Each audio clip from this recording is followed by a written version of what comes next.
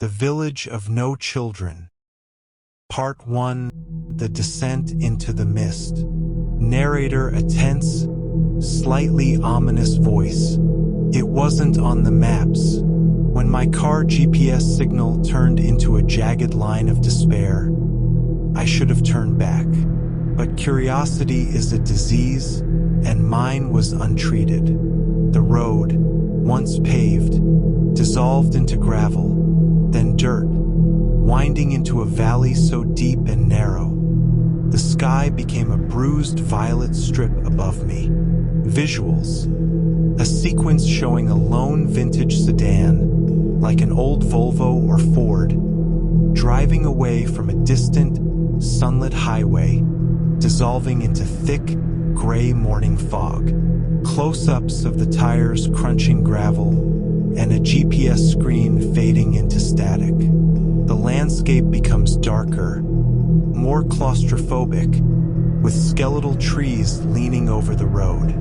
I was chasing folklore, local legends of forgotten pockets of the world, and I found one. It emerged from the morning fog like a rotting teeth set in green gums. A cluster of perhaps 20 stone cottages, roofs heavy with moss, huddled together near the edge of a dense, dark forest that didn't move, even in the wind. Part 2. The Silence of Oakhaven. The sign at the entrance was barely legible, carved into a waterlogged plank. Oakhaven. Underneath, smaller, hand-painted letters read, "The quietest place on earth." It felt like a warning, not a welcome. Visuals: a wide shot of the village square, completely empty. The stone cottages are ancient and weathered. The ground is dry earth and patchy, dead grass. A weathered wooden signpost with Oakhaven is visible, leaning precariously. Smoke should be rising from maybe 1 or 2 chimneys, suggesting life, but we see no one. I stepped out of my car. The silence wasn't empty. It was heavy, pregnant. Birds. I've never known a forest to be so absolutely silent. I walked toward the first cottage. The windows were small, dark eyes watching me. Then I saw it. It stopped me cold. Part 3. The Hanging Toys. In the window of the first house, something was hanging from a string. A ragged teddy bear. Its button eyes were gone, leaving only black holes.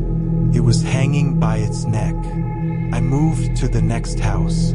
A doll, its porcelain face cracked, hanging upside down. The next, a rusted toy soldier, suspended by a wire. Visuals: close-ups of the windows of several cottages. The lighting is crucial, weak, diffuse light filtering through dust. We must see the hanging toys clearly. Sequence: 1. Ragged teddy bear with missing button eyes, hanging by its neck. 2. A cracked porcelain doll hanging upside down by its ankle. 3. A rusted toy soldier hanging by a thick black wire. 4.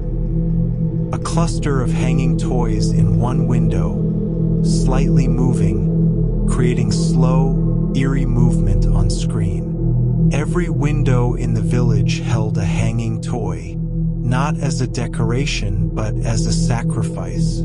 I finally saw a villager, an old man, his face a road map of sorrow, sat on a stool in front of the village store. He didn't look at me, but at the forest edge. In his lap, he held a new, pristine red ball. He was just waiting. Part 4.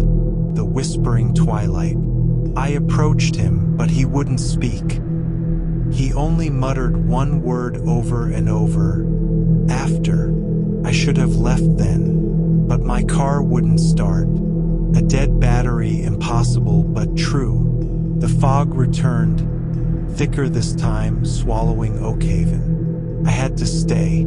I found an unlocked cottage, empty except for the hanging toys. Visuals.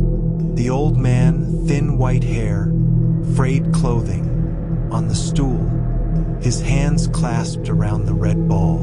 The camera is slightly below him, making him look imposing yet fragile. The shot dissolves into the sunset, bruised purple/orange. The next shot is of the narrator's car with the hood popped open, steam rising faintly, symbolizing the breakdown.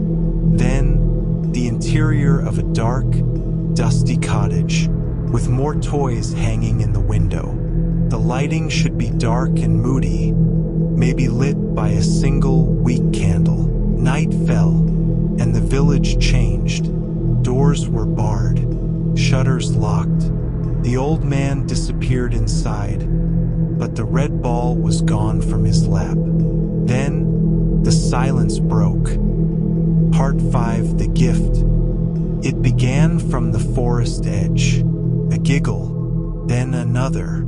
The sound of running feet, light as dried leaves. Laughter shrill and wrong. They were children's voices, dozens of them. But they didn't sound happy. They sounded hungry. They were approaching the village. And I was the only one on the street. Visuals. The interior of the cottage, shot in extreme low light. The narrator, perhaps just his silhouette, is pressed against the wall. We see the shapes of the hanging toys slowly start to sway. We can't see the children, only their shadows cast by an unseen moon, and maybe brief, blurry shapes moving past the window. The camera should shake slightly, mimicking fear. Close up on the narrator's eyes, wide with terror.